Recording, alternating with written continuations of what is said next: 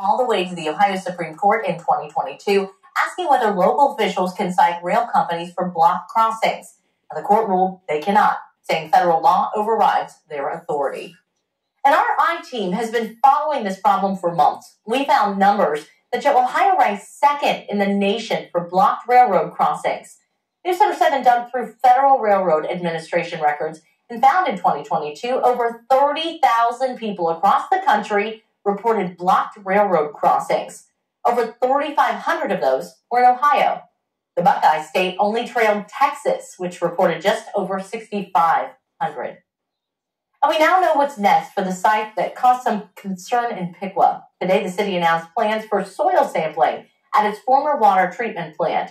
That's where a third-party company had been burning batteries for training. In September, the state inspected the site after getting complaints from residents. The soil sampling work should be done within 4 to 6 weeks. And across the country, cities are fighting high crime rates, and small businesses said it's hurting them. In D.C., business owners told a House committee they face armed robberies, vandalism, and threats to their employees' safety. Some businesses are investing in expensive new safety plans, and they said crime is keeping away customers. We have had to hire private security patrols to maintain a safe environment. With security measures now costing $80,000 per year, this eats up 40% of the restaurant's profits. The committee looked at a recent study showing 90% of American small business owners said they wound up crime victims last year. And Storm Center 7 Chief Meteorologist Austin Chaney is here. And, we've been talking about the impending weather for a while now. And I was really saying, okay, let's time this out because, we're going to go to bed. And then by the time most of us wake up, it'll be raining. Sure is. And so it's different impacts at different times. By mid-morning, say 9 a.m., I think, we're really starting to get into the rain, and it will be breezy. Late in the day, as you're starting to wind down, watch us tomorrow evening, eventually go to bed, that's when the wind's going to crank up. So This is really an all-day situation that we have to deal with tomorrow. Out there right now, it's really not that bad. We're starting to see a few clouds stream back in. Otherwise, just cold, 29 degrees, the current temperature here in Dayton. That wind, much lighter than what it's going to be at tomorrow. Out of the east right now at 6 miles an hour. Live Doppler 7 radar still dry. We'll expand the view, and here comes our storm system. And we're starting to see more precipitation with it this evening. Notice showers and thunderstorms developing off to the east of that area of low pressure. We've got snow to the north as it makes its way through here tomorrow. It is mainly a wind and rain event for us, but there's a little bit of snow on the backside of the forecast. At the bus stop tomorrow morning, I think real early we're still dry, but I want you to send the kids off to the bus stop with that rain gear because by the time they're getting off the bus and heading home, we've got the rain, we've got the wind. Rain jackets are preferred over umbrellas tomorrow due to that strong wind. Let's break down Futurecast. We'll pause the clock. 10 in the morning tomorrow morning. Rain's starting to roll on in by then for sure.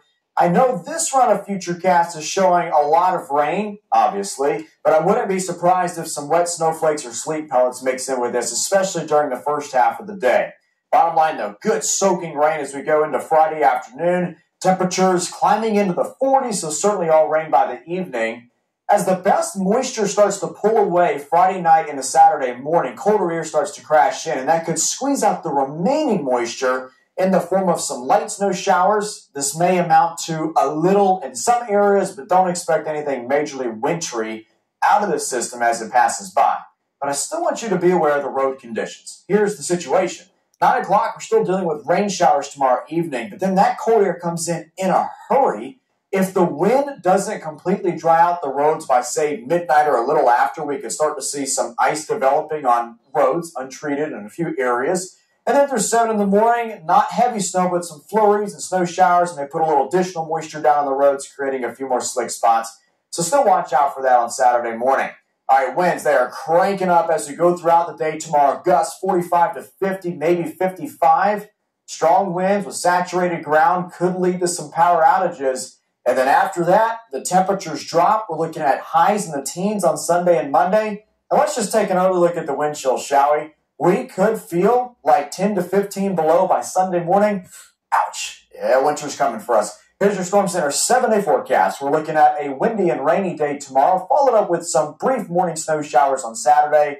Then it's cold and blustery and dry for Saturday afternoon. Sunday, a high of 19. We'll stick with the teens for MLK Day on Monday, even into Tuesday. Single-digit low temperatures through Wednesday morning before we start to slowly climb out of the freezer box into late next week. All right, Austin, thank you. We were there when a bunch of boxes arrived at City Hall. Leaders said they're adding something new to keep workers and visitors safe.